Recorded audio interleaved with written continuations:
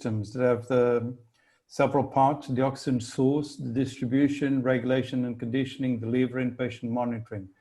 My problem is there are so many people now trying to do homemade or special last-minute ventilators, and there are about 5 different stages here.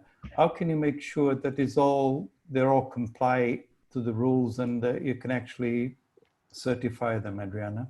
That's all. Thank you.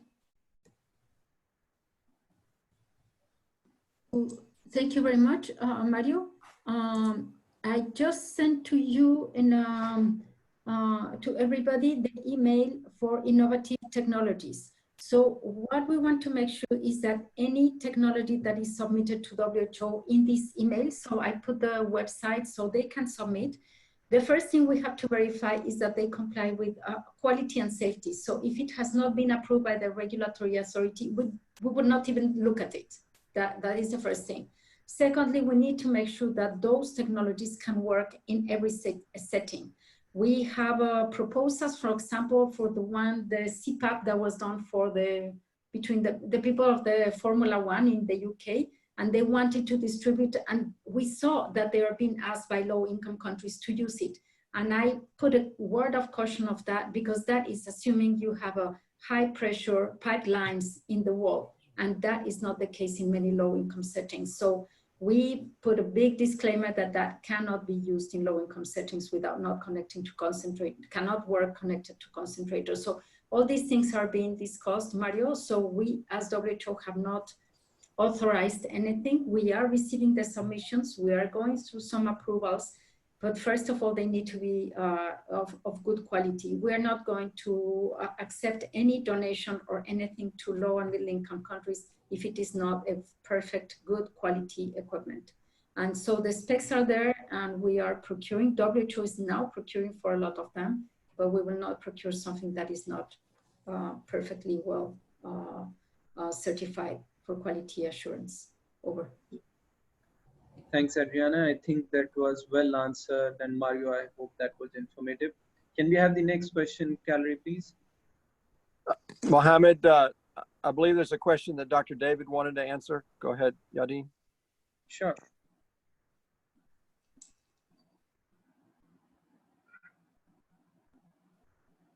Dr. Yadin, over to you.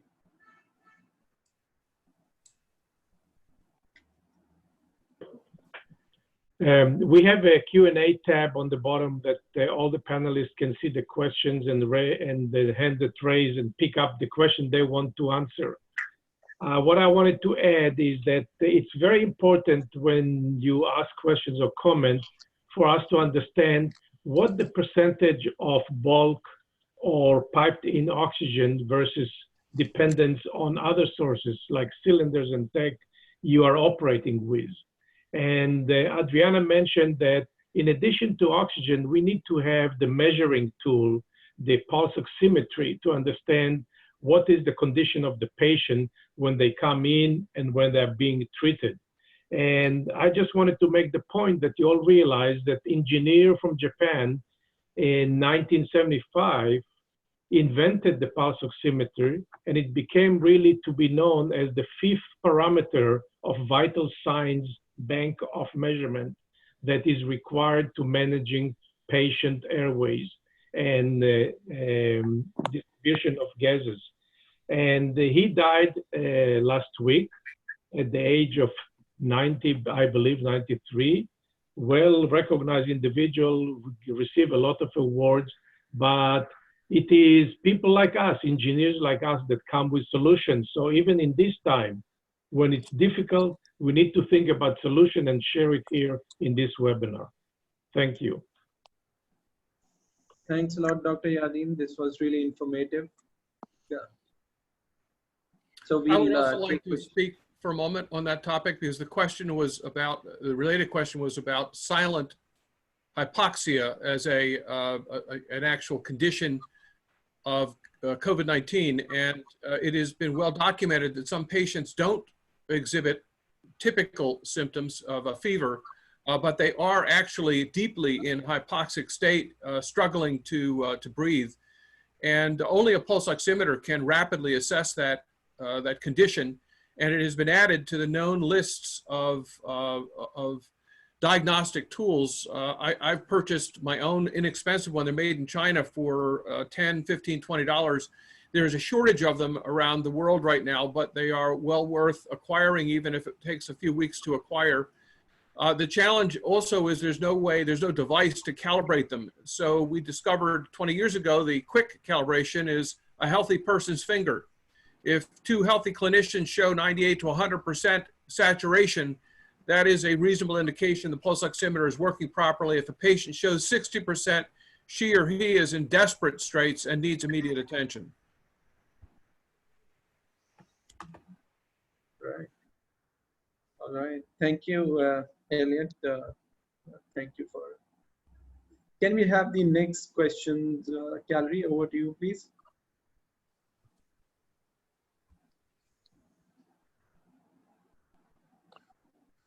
Yeah, there was a question. This is Tom. How can smaller countries access some support or guidance with maintaining oxygen concentrators if there are no specialist biomedical or clinical engineers in the country? How can smaller countries access some support or guidance with maintaining oxygen concentrators? And I know this was an issue that WHO and Ali and Adriana were wrestling with. I don't know if they have a comment.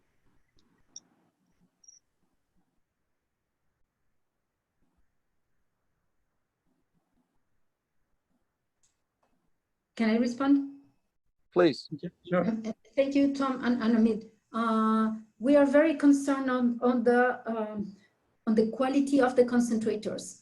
That's the first thing. So we would like, and Ale is now validating some of those products for procurement. So we really need to have your input. If you all know that a type or a brand or a model of concentrator doesn't work well in low and middle income countries, we really need to know which brand doesn't work and which brand you're happy with.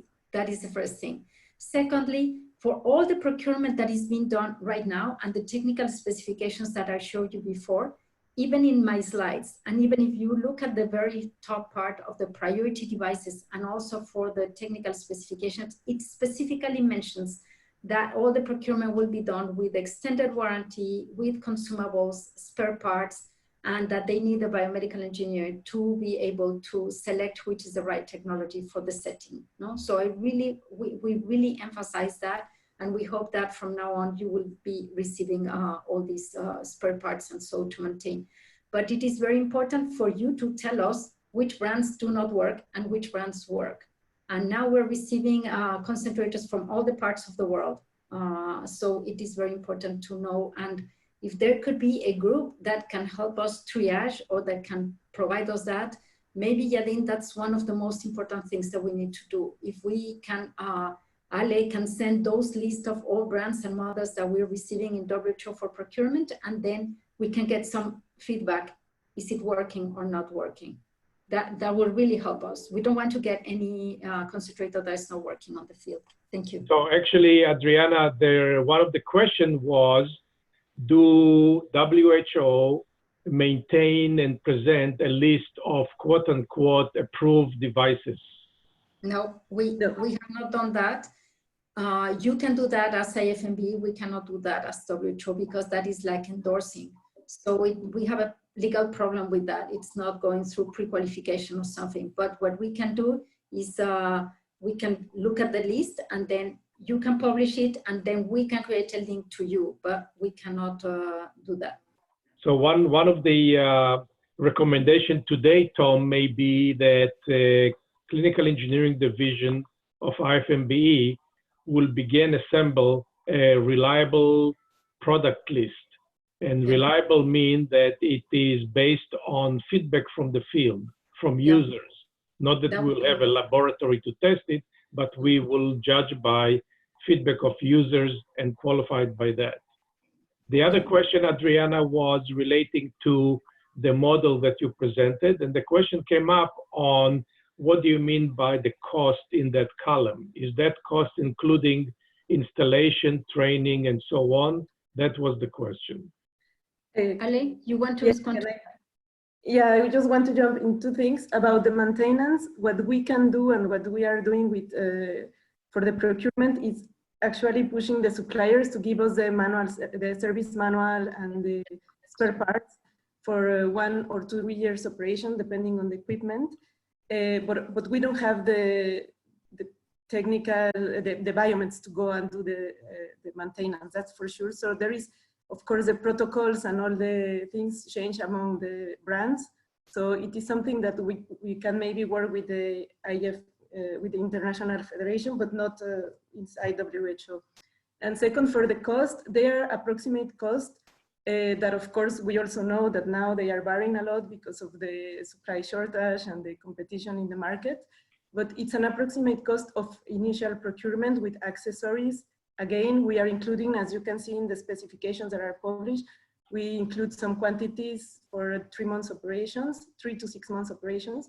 So that is the initial cost, because it will change according to the country, according to the operation of the equipment, according to many other factors that we know. So we cannot estimate now that from the central or from HQ of how it will be the operational, the running cost of the equipment. Emil, if you would allow me one more question to refer to Elliot. An interesting question came from Anonymous, who's asking, are there studies showing the efficacy of fingertip oximeter versus pulse oximeter? I believe you have a ton of studies that you can share with us. Elliot? Yeah, I'm sorry. I didn't quite get the question. Are the studies to show the efficacy of fingertip oximeter versus pulse oximeter? Yeah, the efficacy, yeah. I don't have that information on the tip of my tongue, Yadin.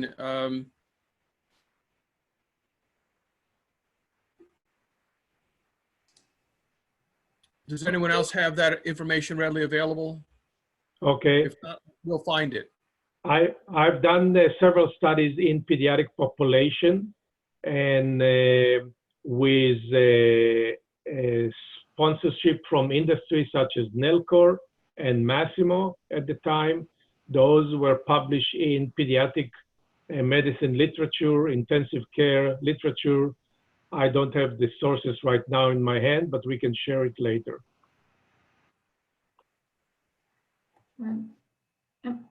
Emil, yeah. Please go ahead, Adriana.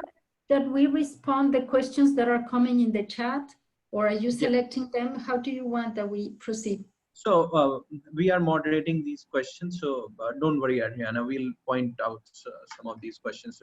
So one of the questions that we have here is, how do we have a standard oxygen level to be supplied for a particular demography of a patient? So I think... Again? How do we have a standard oxygen level to be supplied for a particular demography of a patient? So is there a demographic difference in the standard level of oxygen to be supplied? There is no by demography. What there is we have two things. One is the clinical management procedure, which is also, I can put the link in here. So that means the steps for the patient and the clinical management of the patient. And that is linked with our oxygen guidance for the different devices. That's on one thing.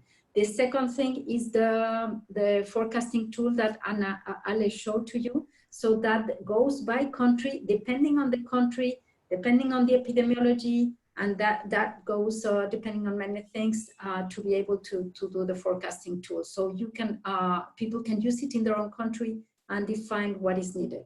So those are the two things that we have. Yeah, and to add in the clinical side, the new document that we will upload about the oxygen delivery devices will have a table of the oxygen delivery items like the nasal cannula and the mask that are used according to the type of or age of the patient, if it's pediatric, adult, and according to the flow of oxygen you want to provide.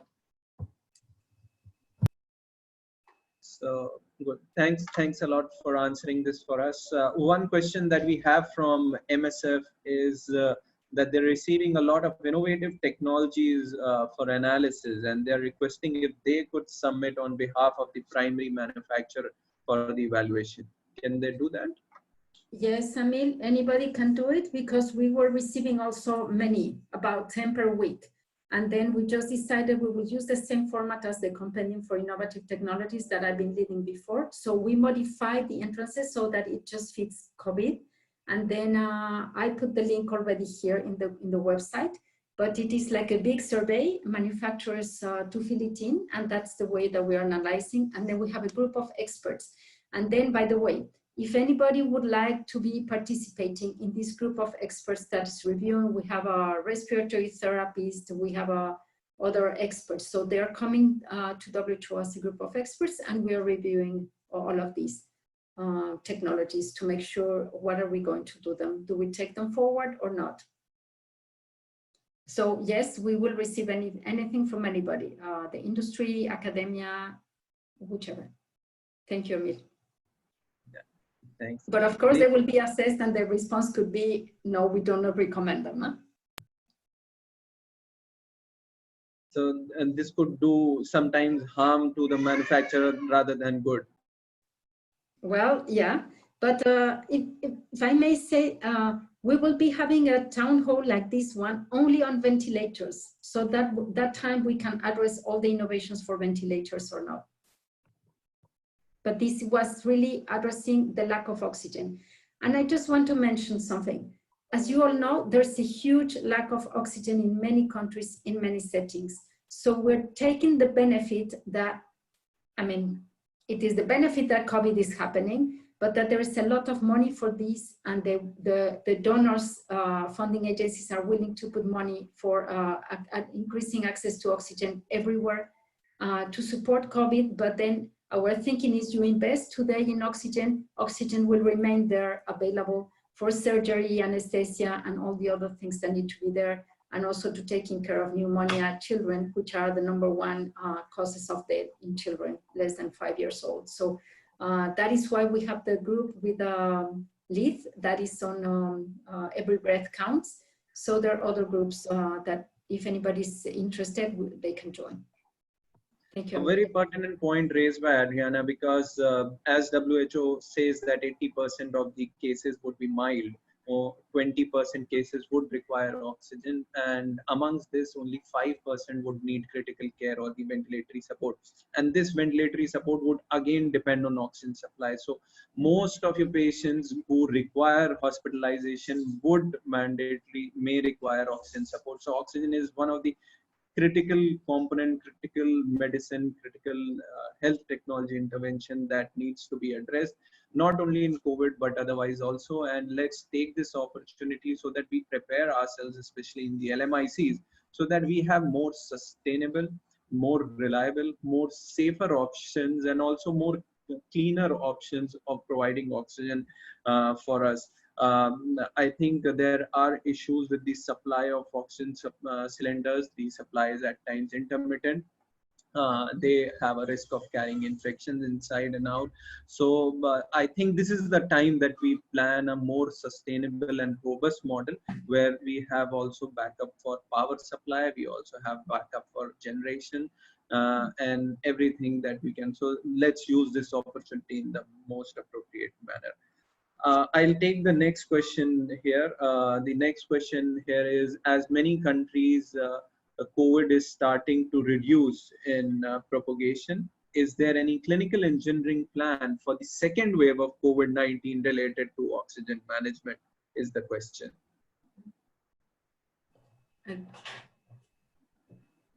So I'll come again. So the question is... yeah, we got the question, Emil. Yeah. I think it was a question of if Tom gonna take it, or should I take it, Tom?